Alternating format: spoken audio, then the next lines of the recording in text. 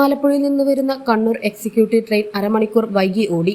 ഷൊർണൂരിൽ നിന്ന് നിലമ്പൂരിലേക്കുള്ള രാത്രി 8:10 അവസാന ട്രെയിൻ നിലമ്പൂരിലേക്ക് പുറപ്പെടുകയും ചെയ്തു.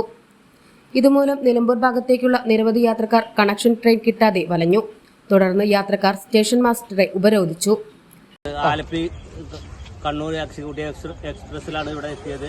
ഇവിടെ എത്തിയപ്പോൾ 8:47 എത്തേണ്ട വണ്ടി 8:18 അല്ലെ 8:25 ഷൊർണൂരിൽ എത്തിയത്. അപ്പോഴേക്ക് നിലമ്പൂർ റോഡ് വണ്ടി 5 മിനിറ്റ് സമയം പിടിച്ചിട്ടുണ്ടെങ്കിൽ ഈ ഇവിടെ കൂടിയിരിക്കുന്ന 500 ആൾക്ക് കൂടുതൽ എടുത്ത് പോകാൻ കഴിയുമായിരുന്നു.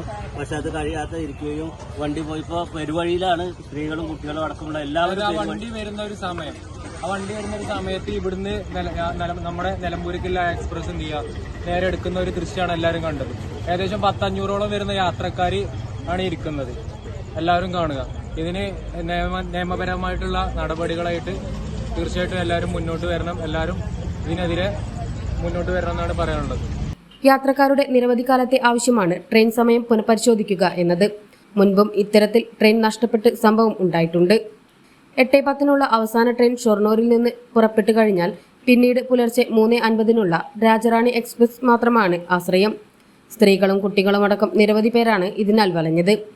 Malappuram live voice, Nilambur.